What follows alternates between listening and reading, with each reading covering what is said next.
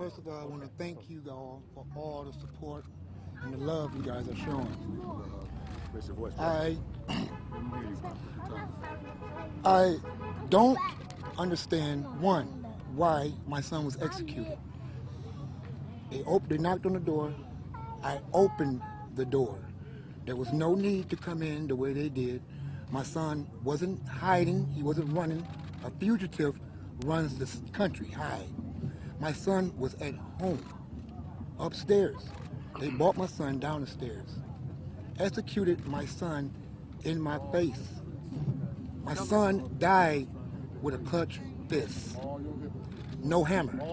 My son reached for me and got shot twice in his chest. After the twice in the chest, 8 more shots ring out. They executed my son in my face, and for that, I have no more faith in the Detroit Police Department. Tell them exactly, because the media would change it. Tell them.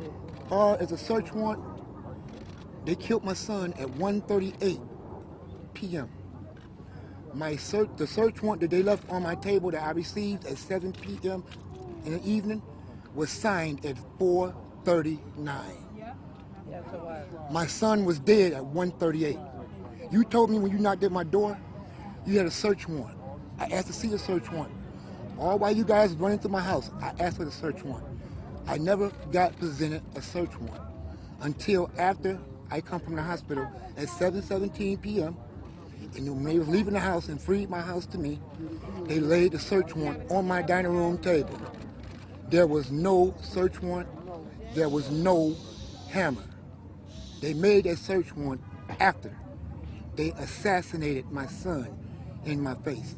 For that reason, I want nothing but justice. Chief James Craig promised me he was going to get to the bottom of this. Chief, I'm holding you, man to man, accountable. My son did not deserve this, and I know he didn't.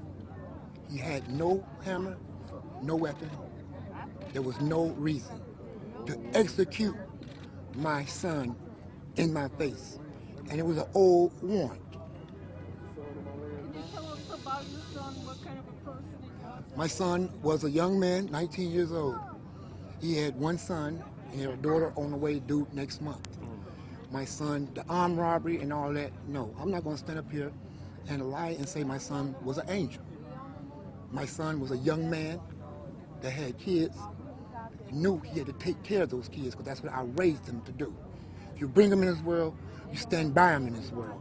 You don't leave them or forsake them. The Heavenly Father didn't forsake you. Don't you forsake your kids. For that reason alone, my son took care of his kids. No armed robbery, no nothing.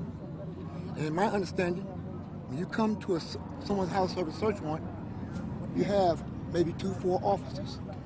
I had anywhere from 40 to 50 officers around my house. They got tasers. Why they couldn't tase him? My son weighed 105 pounds. He had officers in the front of him. He had officers in the back of him. What point did he grab a hammer? And if that's the case, you're that close to him. Why not grab him? It's every time you come in contact with a young black man, do it have to result in death? It's my only question. Why? I'm ready for answers, and I'm going to get them, one way or another. I promise you that. This is one young man that's not going down silently, because he has a father, he has a mother, he has brothers, he has sisters, aunties, and cousins.